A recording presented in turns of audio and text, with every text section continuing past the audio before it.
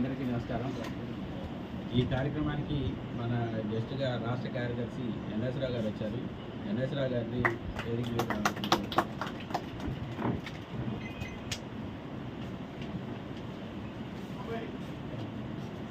ఇప్పుడు ఈ కార్యక్రమానికి ముందుండి నడిపించినటువంటి అందులో మన పార్ట్నర్గా ఉన్నటువంటి సుమన్ టీవీ ఖమ్మం తరఫున మన రామకృష్ణ గారిని వేదిక మీద రావాల్సింది.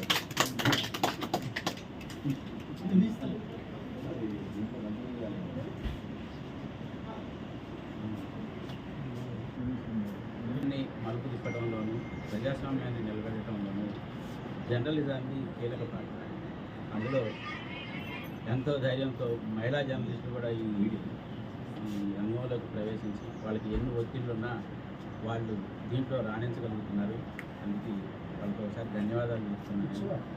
అనేక వాళ్ళు ఈ రంగంలోకి రావటం వల్ల సామాజిక బాధ్యతతో వాళ్ళు పనిచేస్తారు. చాలా సందర్భాలు అనేక అక్రమాలు, అన్యాయాలు, లైంగిక దాడులు వీటి మీద వాళ్ళు ఎక్కువగా రిపోర్ట్ చేస్తున్నారు. అది ఈ మహిళలు ఇందులోకి రావడం వల్ల ఎక్కువగా సాధ్యమైంది అనుకుంటున్నాం. సాహసోపేతంగా కూడా వీళ్ళు యుద్ధాలు జరిగినప్పుడు, క్లిష్ట పరిస్థితుల్లో, ప్రకృతి వైపరాలు సంభవించినప్పుడు కూడా వీళ్ళు కీలకంగా పనిచేసి ఈ జర్నలిజంలో రాణించగలుగుతున్నారు. ఇంట్లో ఎన్ని బాధ్యతలు ఉన్నా, పిల్లల పెంపకం, కుటుంబం, ఎన్ని సమస్యలు ఉన్నా కానీ రేయనక, పగలనక, ఎండనక, వాననక వాళ్ళ ఫీల్డ్లో తిరుగుతూ ఈ జర్నలిజంలో రాణిస్తున్నారు. ఇది మనం ఇది చేస్తున్నామంటే ఇది వాళ్ళని గౌరవించడం కాదు, వాళ్ళ వృత్తి పట్ల అంకిత భావానికి కృతజ్ఞతగా మేము చేస్తున్నాం. కాబట్టి మా సన్మానాన్ని అందరూ స్వీకరించాల్సిందిగా మనవి చేస్తున్నాం. ఇప్పుడు ఎన్ఎస్ రావు గారు మాట్లాడతారు. అండ్ అవర్ ఈ 3 హక్కుల కోసం పోరాడాలనేది అంతర్జాతీయంగా ఐక్యరాజ్య సమితి పిలిపించింది ఈ ఇయర్. సో దీనికి ఇంకా అందులో జర్నలిస్ట్ అనేది వెరీ వైటల్ రోల్. మీ ప్రాథమిక ఆనందం చెప్పాడు. ప్రొఫెషనల్గా ఇంకా చాలామంది రావాలి, వచ్చిన వాళ్ళ విధంగానే అభినందించాలి. ఇంకా మనకి అనుకున్న స్థాయిలో లేదు. ఇంకా విధంగా 2023లో కూడా మన పార్లమెంట్లో రెజల్యూషన్ రాబోతుంది, ఆమోదించారు. కానీ దాన్ని ఇంకా బిల్లుగా ఇంప్లిమెంట్ కాలా. వచ్చే ఎన్నికల నాటికి అది చిత్తశుద్ధి మన రాజకీయ నాయకులు చేస్తే మహిళలకు అప్పుడు ఎంపవర్మెంట్ అనేది ఏదో రియల్ ఎంపవర్మెంట్ అప్పుడు రావడానికి అవకాశం ఉంటుంది. పార్లమెంట్లో చట్టాలు చేసేదాన్ని చట్టసభల్లో కూడా మహిళలకు రావాలి. అప్పుడు కనుక పూర్తి స్థాయిలో ఈ దినోత్సవానికి పూర్తి స్థాయిలో సక్సెస్ అయినట్టు. దాంతో ఇట్లాంటి సంఘం మా యూనియన్ చేయడం వల్ల తెలంగాణలో కూడా రోల్ మోడల్. మొన్ననే రీసెంట్గా ఇక్కడ మా కళ్యాణం తోటి మిత్రులు కూడా చాలా చక్కగా చేశారు. ఆర్గనైజేషన్ ఇచ్చిన వాళ్ళు రాని వాళ్ళకి అలా కాకుండా ఈ అవార్డు తీసుకునే వాళ్ళు కూడా ఇది ఏదో మనం తీసుకున్న మెమెంటో అని కాకుండా మీ ప్రొఫెషనల్కి ఇచ్చిన గుర్తింపుగా భావించాలి. It's very I wish you all success. Professional కూడా మీరు ఇంకా స్థాయికి ఎదగాలనుకుంటున్నారు. ఈ నాకు ఆర్గనైజ్ ఇచ్చిన వాళ్ళకి అభినందన చెప్పి ఆల్ సక్సెస్.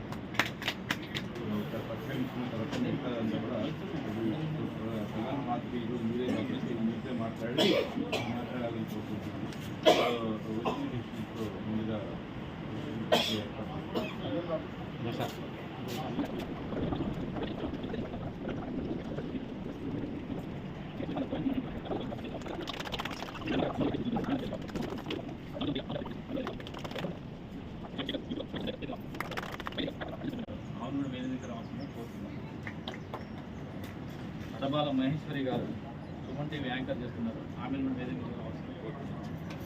స్వాతి నాయని గారు 3 years నుంచి వాయిస్ ఓవర్ పనిచేస్తున్నారు, వాళ్ళు కూడా వేదిక రావాల్సింది కోరుతున్నాను.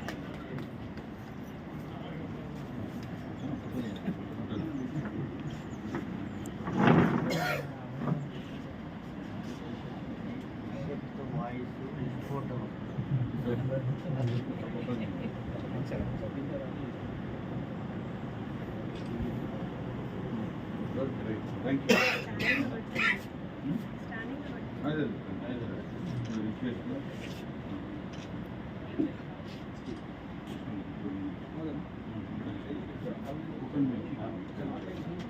థ్యాంక్ యూ అండి. పిలిచి గుర్తించి మమ్మల్ని ఇలా సన్మానం చేసినందుకు మహిళా దినోత్సవం సందర్భంగా. వార్తలు అనగానే మనము బయట సమాజంలో జరిగే మంచిని చెడుని రెండింటిని గుర్తించి మనం రిస్క్ తీసుకొని ఆ వార్తల్ని సేకరించి మనం ఇవ్వడం అనేది చాలా మంచి విషయం. రిపోర్టర్స్ అందరికీ కూడా, సార్కి కూడా చాలా థ్యాంక్ యూ. ఎందుకంటే కరోనా టైంలో అందరూ ఉండిపోయారు ఇంట్లోనే, కానీ ఒక రిపోర్టర్గా తిరిగే వాళ్ళు మాత్రం సమాజంలో ఏం జరుగుతుంది ఏంటి అనేది తెలుసుకొని దాన్ని బయట పెట్టేది రిపోర్టర్స్ మాత్రమే. ప్లస్ ఈ రిస్క్ అనేది ఎలా ఉంటుంది అంటే మంచి ఇస్తాం, చెడు ఎలా వస్తుంది ఏంటి అనేది ఎవరు ఏంటి అనేది చెప్పలేము. కానీ వార్తలను అందరినీ తీసుకురావడంలో అందరికీ గుర్తింపు అనేది ఖచ్చితంగా ఉంటుంది.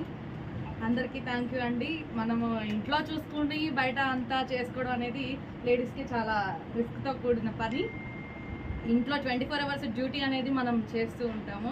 ఎందుకంటే ఇంట్లో వర్క్స్ ప్లస్ బయట వర్క్స్ అనేది చాలా ఇంపార్టెంట్. అందరికీ మహిళా దినోత్సవ శుభాకాంక్షలు అండి. Thank you. పెద్దలందరికీ నా హృదయపూర్వక నమస్కారాలు. ఫస్ట్ ఆఫ్ ఆల్ లేడీస్ని అంటే ఇట్లా సోషల్ మీడియా కానీ ఇట్లా యాక్టివ్గా ఉన్న లేడీస్ మేము వేరే వాళ్ళకి ఫెలిసిటేషన్ చేయడం, వేరే వాళ్ళని మేము హైలైట్ చేయడమే కానీ మమ్మల్ని గుర్తించి WJI వాళ్ళు అండ్ అట్లనే సుమన్ టీవీ వాళ్ళు ఇన్వైట్ చేసి ఇట్లా ఈ ఉమెన్స్ డే రోజు ఫెలిసిటేషన్ చేసినందుకు చాలా హ్యాపీగా ఉంది. అండ్ మీరు ఇలానే కోఆపరేట్ చేస్తూ ఉంటే మేము కూడా మాకు బ్యాక్ సపోర్ట్ ఉండి ఇట్లా ఉమెన్స్కి మీ సపోర్ట్గా ఉంటే మేము ఖచ్చితంగా ఇంకా అంచెలంచెలుగా పైకి వెళ్తూ ఉంటాము. And thank you so much నన్ను ఇన్వైట్ చేసి ఫెలిసిటేషన్ చేసినందుకు. మిత్రులందరికీ నమస్కారం. నాకేంటంటే కొత్త మనుషులని చూస్తే నేను ప్లీజ్ అయిపోతాను. ఇక్కడ నాకు తెలిసిన వాళ్ళు ఎవ్వరు లేరు, వాళ్ళిద్దరే ఉన్నారు బాగా దగ్గర. మేము ఎప్పుడు రాతగాళ్ళమే కానీ మాటగాళ్ళమైతే కాదు. రాయగలుగుతాను కానీ అందరిలో మాట్లాడలేను, చాలా తక్కువ మాట్లాడతాను. నాకు దగ్గరగా ఉన్న వాళ్ళతో మాట్లాడతాను. ఉమెన్స్ డే సందర్భంగా 2023లో అప్పుడే వచ్చిన కవులకి సన్మానం చేస్తుంటే అప్పుడు పిలిచారు నాకు. పిలిచినప్పుడు ఇదే కట్టుకోజ్వాల రమేష్ అంకుల్ ఉన్నారు, రమ్మన్నారు సన్మానానికి. రమ్మంటే నేను రానంకుల్, నేను ఏమీ సాధించలేదు, నా నుంచి ఒక పుస్తకం కూడా రాలేదు, నేను అర్హురాలను కాదంటే లేదు నాన్న, కొత్తగా వచ్చే కవులకు ఇది ఒక మోటివేషన్, ఖచ్చితంగా రావాలి నువ్వు అనేసి అన్నారు. ఆ రోజు బలవంతంగా వెళ్ళాను. ఈ రోజు కూడా అంతే, నేను బలవంతంగానే వచ్చాను. ఏంటంటే ఆంటీ అన్నట్లుగానే నాకు ఎవరు తెలియదు, యాక్చువల్గా రిపోర్టర్స్ తెలీదు. ఇంకోటి ఏంటంటే అందరూ అంటారు 2 కొప్పులు ఒక దగ్గర ఉండలేవని. 2 కొప్పులు కాదు, మేము సొసైటీ పరంగా మేము ఎంత చేస్తామో మేము ఎందుకు ఒక దగ్గర ఉండలేము, మేము అందరం కలిసి ఉంటాము, కలిసి పనిచేస్తాము అనేసి ఆ యూనిటీ అనేది మీ అందరికీ తెలియాలి. మేము అందరం కలిసి ఉండగలుగుతాము. మేము అవసరమైన మాటలు కాకుండా అనవసరమైన మాటలు మాట్లాడతారు ఆడవాళ్ళు పక్కన ఉంటే, లోకం మీద లేని ముచ్చట్లన్నీ మాట్లాడతారంటారు. కానీ మేము మాట్లాడడం మొదలు పెడితే అసలు నిజం చెప్పాలంటే మీ మగవాళ్ళు తట్టుకోలేరు. ఎందుకని మేము మాట్లాడే ప్రతి మాట నిజం ఉంటుంది, ప్రతి ఒక్క ప్రశ్నకి మీకు సమాధానం చెప్పలేదు. అందుకే అది మేము నిరూపించుకోవడం కోసమే నేను వచ్చాను. నేను ఒక చిన్న కవిత రాశాను, అది చదువుతాను. పుస్తకాల పుటల్లో బంధించిన స్త్రీ. పురాణాల పుటల్లో స్త్రీని శక్తి అన్నారు, అదే చేతిలో ఆమె స్వరాన్ని మూసేశారు. ఒకవైపు దేవతగా పూజించారు, మరోవైపు అడుగడుగున ఆజ్ఞలకు బానిస చేశారు. ధర్మం పేరుతో ఆమె నడకకు గీతలు గీశారు, గౌరవం పేరుతో ఆమె స్వేచ్ఛకు తాళాలు వేశారు. బైబిల్ పుటల్లో ఆమె మౌనం గుణమని చెప్పారు, పాపానికి మూలం కూడా ఆమె అన్నారు. ఖురాన్ వాక్యాల్లో ఆమెకు కంచె వేసి ఇల్లు అనే సరిహద్దు గీశారు, మగాడి మాటే ఆమె ప్రపంచమని చెప్పారు. పుస్తకాలన్నీ దేవుని పేర్లు చెప్పిన ఆ పుటల మధ్య ఒకే కథ దాగి ఉంది. స్త్రీని పూజించే చేతులు ఆమెను బంధించిన కథ. కానీ ఇప్పుడు పుస్తకాలు చదివే స్త్రీ పుస్తకాలు రాసే స్త్రీ అయింది. దేవతగా కాదు, బానిసగా కాదు, మనిషిగా బ్రతకాలని పుటలు చించేస్తూ కొత్త చరిత్ర రాస్తుంది. Thank you. అంటే విమెన్లోనే మెన్ ఉన్నారు. సో మీరు మమ్మల్ని గుర్తించకపోతే ఇలాంటి ఒక రోజు అనేది మాకు ఒక విమెన్స్ డే అనేది ఉంటుందని మేము అనుకుంటున్నాం.